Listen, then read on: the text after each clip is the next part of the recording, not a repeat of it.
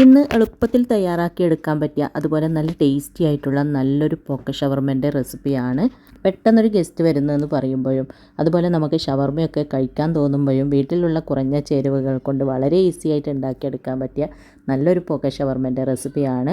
അപ്പോൾ നമുക്ക് വേഗം തന്നെ നോക്കിയാലോ എങ്ങനെയാണ് ഇത് ഉണ്ടാക്കുന്നതെന്ന്. അതിന് മുമ്പായിട്ട് ആരെങ്കിലും സബ്സ്ക്രൈബ് ചെയ്യാതെ വീഡിയോ കാണുന്നുണ്ടെങ്കിൽ അതുപോലെ എൻ്റെ വീഡിയോ ഇഷ്ടപ്പെടുകയാണെങ്കിൽ മറക്കാതെ ഒന്ന് സബ്സ്ക്രൈബ് ചെയ്ത് സപ്പോർട്ട് ചെയ്യണേ. പിന്നെ ലൈക്ക് ചെയ്യാനും ഷെയർ ചെയ്യാനും മറക്കരുത്. അപ്പോൾ നമുക്ക് വേഗം തന്നെ നോക്കാം എങ്ങനെയാണ് ഈ നല്ലൊരു പോക്ക ഷവർമ റെഡിയാക്കി എടുക്കുന്നതെന്ന്.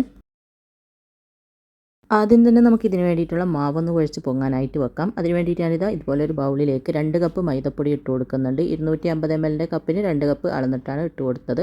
പിന്നെ ആവശ്യത്തിനുള്ള ഉപ്പ്, 1 ടീസ്പൂൺ ഇൻസ്റ്റൻറ്റ് ഈസ്റ്റ്, 1 ടീസ്പൂൺ പഞ്ചസാര കൂടെ ചേർത്തിട്ടുണ്ടേനു, അത് ഇതിൽ വിട്ടുപോയിട്ടുണ്ട്. അപ്പോൾ അതും കൂടെ ചേർത്തിട്ട് നന്നായിട്ടൊന്ന് മിക്സാക്കി കൊടുക്കുക. അതിനുശേഷം ഇതിലേക്ക് ഒരു ചെറിയ കോഴിമുട്ട പൊട്ടിച്ചത് ഒഴിച്ച് കൊടുക്കുക. വലുതാണെങ്കിൽ ഹാഫ് ഒഴിച്ച് കൊടുത്താൽ മതി. പിന്നെ 1 ടേബിൾ സ്പൂണോളം ഓയിലും കൂടെ ചേർത്തിട്ട് ഒന്ന് മിക്സാക്കിയതിന് ശേഷം ചെറു ചൂടുള്ള വെള്ളം കുറച്ചായിട്ട് ഒഴിച്ചിട്ട് നന്നായിട്ട് കുഴച്ച് നല്ല സോഫ്റ്റ് ഡോ ആക്കി എടുക്കാം. വെള്ളം ആദ്യം തന്നെ കൂടുതൽ ഒഴിച്ച് കൊടുക്കരുത്. കുറച്ചായിട്ട് ഒഴിച്ചിട്ട് നന്നായിട്ട് കുഴച്ച്, ചപ്പാത്തിൻ്റെ മാവിനേക്കാളും കുറച്ച് ലൂസായിട്ടുള്ള മാവാണ് വേണ്ടത്. അപ്പോൾ അതിനനുസരിച്ചിട്ട് വെള്ളം ഒഴിച്ചിട്ട് നന്നായിട്ട് കുഴച്ച് നല്ല സോഫ്റ്റ് ഡോ ആക്കി എടുക്കുക. വെള്ളം എടുക്കുമ്പോൾ ചെറു ചൂടുള്ള വെള്ളം എടുക്കുക. ഒരുപാട് ചൂട് കൂടാനും പാടില്ല, ചൂട് തീരെ ഇല്ലാണ്ടും ആവരുത്. അങ്ങനെ ആകുമ്പോൾ ഈ ഒരു മാവ് പൊങ്ങി കിട്ടൂല, ഈസ്റ്റ് ആക്റ്റീവ് ആവില്ല. അതുകൊണ്ട് ചെറു ചൂടുള്ള വെള്ളം തന്നെ എടുത്തിട്ട് നന്നായിട്ട് കുഴച്ച് ഇതുപോലെ നല്ലതുപോലെ കുഴച്ച് നല്ല സോഫ്റ്റ് ഡോ ആക്കി എടുക്കണം. നന്നായിട്ട് കുഴച്ചാൽ മാത്രമേ നല്ല ബ്രെഡ് നമുക്ക് ഉണ്ടാക്കിയെടുക്കാൻ പറ്റുകയുള്ളൂ. അപ്പോൾ ഇതുപോലെ നന്നായിട്ട് കുഴച്ച് നല്ല സോഫ്റ്റ് ഡോ ആക്കി എടുത്തിട്ടുണ്ട്. ഇനി ഇതിൻ്റെ മുകളിലായിട്ട് 1/2 ടീസ്പൂണോളം ഓയിൽ ഒഴിച്ചിട്ട് എല്ലാ ഭാഗത്തും എത്തുന്ന രീതിയിൽ നന്നായിട്ടൊന്ന് സ്പ്രെഡ് ആക്കി കൊടുത്തതിന് ശേഷം കവർ ചെയ്തിട്ട് നമുക്കിത് പൊങ്ങി ഡബിൾ സൈസായി വരാനായിട്ട് മാറ്റി വെക്കാം. ഇവിടെ ഇപ്പം നല്ല ചൂടാണ്, അതുകൊണ്ട് 1 മണിക്കൂർ കൊണ്ട് തന്നെ ഇത് പൊങ്ങി ഡബിൾ സൈസായി വരും. തണുപ്പൊക്കെയുള്ള സ്ഥലത്താണെങ്കിൽ 2 മണിക്കൂറൊക്കെ ആവും. പിന്നെ ഈ മാവ് കുഴക്കാനായിട്ട് എനിക്ക് 1/4 കപ്പ് വെള്ളമാണ് കേട്ടോ വേണ്ടി വന്നതിന്. ഓരോ മാവിലും വെള്ളത്തിൻ്റെ അളവിൽ വ്യത്യാസം ഉണ്ടാവും, അത് നിങ്ങൾ നോക്കിയിട്ട് ചെയ്താൽ മതി. അപ്പോൾ ഇത് പൊങ്ങി ഡബിൾ സൈസായി വരാനായിട്ട് നമുക്കൊന്ന് മാറ്റി വെക്കാം. ഇനി ഇതിലേക്ക് വേണ്ടിയിട്ടുള്ള ഫില്ലിങ് റെഡിയാക്കി എടുക്കാം. അതിന് വേണ്ടിയിട്ട് ഞാനൊരു ബൗളിലേക്ക് കുറച്ച് കാബേജും ക്യാരറ്റും ഒന്ന് ചെറുതായിട്ട് കട്ട് ചെയ്തെടുത്തിട്ടുണ്ട്. കാബേജ് കുറച്ച് കൂടുതൽ എടുക്കുക, ക്യാരറ്റ് കുറച്ച് എടുത്താൽ മതി. പിന്നെ 2 പച്ചമുളക് ചെറുതായിട്ട് കട്ട് ചെയ്തത്, കുറച്ച് മല്ലിയില ചെറുതായിട്ട് കട്ട് ചെയ്തതും എടുത്തിട്ടുണ്ട്, അത് ചേർത്ത് കൊടുക്കുക. പച്ചമുളക് നിങ്ങളുടെ എരിവിനനുസരിച്ച് ചേർത്ത് കൊടുക്കുക. പിന്നെ 1/4 ടീസ്പൂൺ കുരുമുളകിൻ്റെ പൊടിയും, പിന്നെ ഫ്രൈ ചെയ്തെടുത്ത ചിക്കൻ ഒന്ന് മിക്സിൻ്റെ ജാറിലിട്ടിട്ട് ക്രഷാക്കി എടുത്തിട്ടുണ്ട്. ഉപ്പും മഞ്ഞൾപ്പൊടിയും കുരുമുളകിൻ്റെ പൊടിയും ഗരം മസാലയും കുറച്ച് ലെമൺ ജ്യൂസും ചേർത്തിട്ട് നന്നായിട്ട് മാരിനേറ്റ് ചെയ്ത് ഫ്രൈ ചെയ്തെടുത്ത ചിക്കനാണ്. അതൊന്ന് ഫ്രൈ ചെയ്തതിന് ശേഷം മിക്സിൻ്റെ ജാറിലിട്ടിട്ട് ക്രഷാക്കിയിട്ട് അത് ഇതിലേക്ക് ചേർത്ത് കൊടുക്കുക. എന്നിട്ട് നന്നായിട്ട് മിക്സാക്കി കൊടുക്കുക. ഉപ്പും കൂടെ ചേർത്തിട്ട് ഉപ്പ് നോക്കിയിട്ട് ചേർക്കുക, ചിക്കനിൽ ഉപ്പുള്ളതാണ്. പിന്നെ ഒരു 3 ടേബിൾ സ്പൂണോളം മയോണൈസ്, ഇത് ഹോം മെയ്ഡാണ്. മയോണൈസിൻ്റെ വീഡിയോ ഞാൻ ഓൾറെഡി അപ്ലോഡ് ചെയ്തിട്ടുണ്ട്, ലിങ്ക് ഞാൻ താഴെ കൊടുക്കാം. 1 ടേബിൾ സ്പൂണോളം ചില്ലി ഗാർലിക് സോസ്, ഇത് കയ്യിലുണ്ടെങ്കിൽ ചേർത്ത് കൊടുക്കുക, ഇല്ലെങ്കിൽ ഒഴിവാക്കാം. ചില്ലി സോസാണുള്ളതെങ്കിൽ അത് ചേർത്ത് കൊടുക്കുക. കെച്ചപ്പ് ഉണ്ടെങ്കിൽ 1 ടേബിൾ സ്പൂണോളം കെച്ചപ്പ് ചേർത്ത് കൊടുത്താൽ മതി. എന്നിട്ട് എല്ലാം കൂടി നന്നായിട്ടൊന്ന് മിക്സാക്കി കൊടുക്കാം. പിന്നെ മയോണൈസും സോസൊന്നും കൂടി പോകരുത്, ലൂസായിട്ടുള്ള ഫില്ലിംഗ് അല്ല നമുക്ക് വേണ്ടത്. കുറച്ച് ഈ ഒരു ഇതിൽ കാണുന്ന ആ ഒരു രീതിയിലുള്ള ഫില്ലിംഗ് ആണ്. സാധാരണ പോക്ക ഷവർമ ഉണ്ടാക്കുമ്പോൾ പോക്കറ്റ് ഫ്രൈ ചെയ്തെടുത്തതിന് ശേഷം അതിൻ്റെ ഉള്ളിൽ ഈ ഒരു ഫില്ലിംഗ് നിറച്ച് കൊടുക്കലല്ലേ. പക്ഷേങ്കിൽ ഇത് നമ്മൾ ഉള്ളിൽ ഫില്ലിംഗ് വെച്ചിട്ടാണ് ഫ്രൈ ചെയ്തെടുക്കുന്നത്. അതുകൊണ്ട് ലൂസായിട്ടുള്ള ഫില്ലിംഗ് ആണെങ്കിൽ ചിലപ്പോൾ പുറത്തേക്ക് ഒലിച്ചിറങ്ങും. അതുകൊണ്ട് ഈ ഒരു ഇതുപോലെ തിക്കായിട്ടുള്ള ഫില്ലിംഗ് ആണ് റെഡിയാക്കി എടുക്കേണ്ടത്. ഇനി ഇതൊന്ന് മാറ്റി വെക്കാം.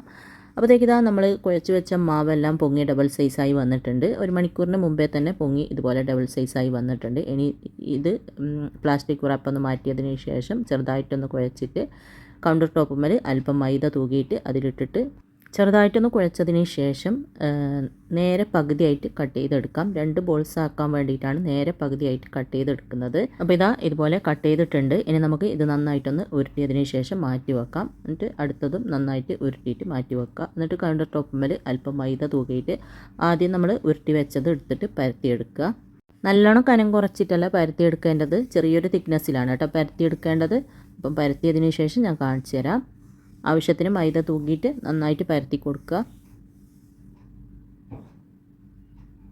അപ്പോൾ ഇതുപോലെ പരത്തി എടുത്തിട്ടുണ്ട്. ഈ ഒരു തിക്നെസ്സിലാണ് കേട്ടോ പരത്തി എടുത്തിട്ട് 2 ചപ്പാത്തിയിൽ അട്ടിക്ക് വെച്ചാൽ എത്ര തിക്നെസ് ഉണ്ടാവും ആ ഒരു രീതിയിൽ പരത്തി എടുത്തതിന് ശേഷം ഇതുപോലൊരു ബിസ്ക്കറ്റ് കട്ടർ കൊണ്ട് ഇതുപോലൊരു അടയാളം വെച്ച് കൊടുക്കുന്നുണ്ട്. കട്ട് ചെയ്യുന്നില്ല, അടയാളം വെച്ച് കൊടുക്കലാണ് ഇതിൻ്റെ ഉള്ളിൽ ഫില്ലിങ് വെക്കാൻ വേണ്ടിയിട്ട്.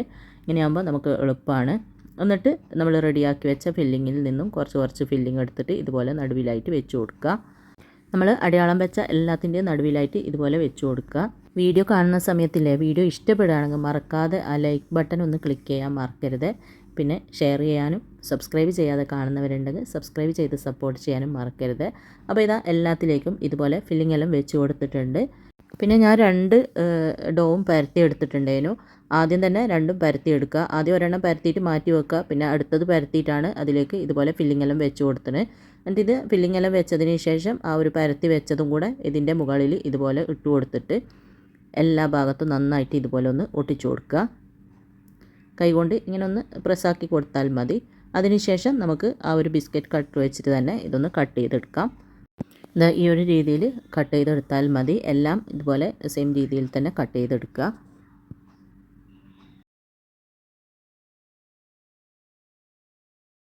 അപ്പോൾ എല്ലാം ഇതുപോലെ കട്ട് ചെയ്തെടുത്തിട്ടുണ്ട്. എന്നിട്ട് ബാക്കി വരുന്ന ആ ഒരു മാവുണ്ടല്ലോ, ഇതുപോലെ ഒന്ന് എടുത്തിട്ട് ഒന്നും കൂടെ കുഴച്ച് വെച്ചതിന് ശേഷം വീണ്ടും സെയിം രീതിയിൽ തന്നെ പരത്തിയെടുത്താൽ മതി.